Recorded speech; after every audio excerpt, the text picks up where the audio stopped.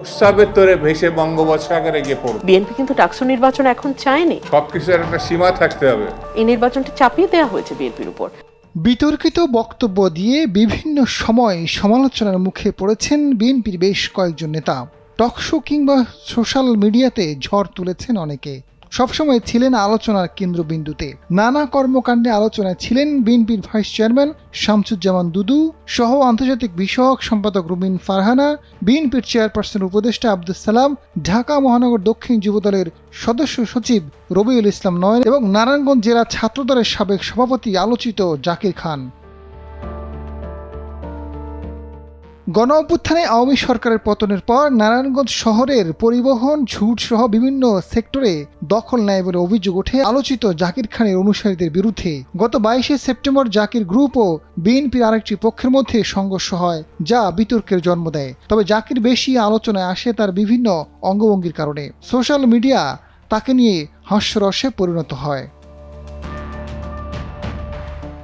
পল্টনের তারুণ্যের সমাবেশ সুশৃঙ্খল রাখতে এক হকারের গায়ে হাত তোলেন যুবদল নেতা রবিউল ইসলাম নয়ন। এমন একটি ভিডিও ভাইরাল হয়েছে সোশ্যাল মিডিয়াতে। তবে অনাকাঙ্ক্ষিত এই ঘটনার জন্য ফেসবুকে ক্ষমা চান নয়ন। এছাড়া বিভিন্ন অঙ্গভঙ্গির ভিডিও ভাইরাল হয়েছে তার, যা নিয়ে ট্রোলিং হয়। মনোনয়ন পেতে নিজের এলাকায় ব্যাপক প্রচারণা চালিয়েছেন, নেতাকর্মীদের পড়িয়েছেন শপথ বাক্য। গত আগস্ট মাসে রুমিন ফারহানা এনসিপির দক্ষিণ অঞ্চলের মুখ্য সংগঠক হাসনাত আবদুল্লাহকে ফকিন্নি বলে সম্বোধন করেন, যা নিয়ে দেশব্যাপী ব্যাপক সমালোচনার সৃষ্টি হয়। যদিও হাসনাত এর আগে রুমিন ফারহানাকে বিএনপির আওয়ামী বিষয়ক অন্যতম সম্পাদক বলে আখ্যায়িত করেন। ডাকসু নির্বাচন নিয়ে গত 17 সেপ্টেম্বর রুমিন ফারহানা বলেন, বিএনপি ডাকসু নির্বাচন চায়নি, চাপিয়ে দেওয়া হয়েছে। বিএনপি কিন্তু ডাকসু নির্বাচন এখন চায়নি। এই নির্বাচনটা চাপিয়ে দেওয়া হয়েছে বিএনপির উপর।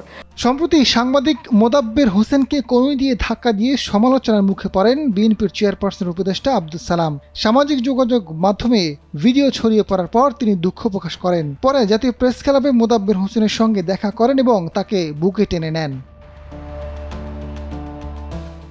আওয়ামী লীগ থেকে টাকা নিয়ে বিএনপি চলে, হাসনাত আবদুল্লাহর এমন বক্তব্যে গত 20শে মে বিএনপির ভাইস চেয়ারম্যান শামসুজ্জামান দুদু বলেন, বিএনপি যদি শুধু থুতু ফেলে সেই থুতুর মধ্যে তোমাকে খুঁজে পাওয়া যাবে না। তার এমন বক্তব্য ঘিরে সামাজিক যোগাযোগ মাধ্যমে ব্যাপক সমালোচনা ও ট্রলিং হয়।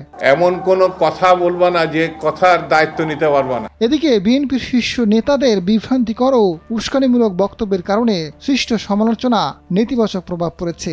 আলোচিত ও সমালোচিত নেতারা আসন্ন নির্বাচনে বিএনপি থেকে মনোনয়ন প্রত্যাশী ছিলেন। সম্প্রতি বিএনপি 237টি আসনে মনোনয়ন দিলেও তুমুল আলোচনায় থাকা বিতর্কিত এই নেতারা মনোনয়ন পাননি। বিশ্লেষকদের মতে বিতর্কিত বক্তব্য ও কর্মকাণ্ডের জন্য মনোনয়ন থেকে বঞ্চিত হয়েছেন তারা।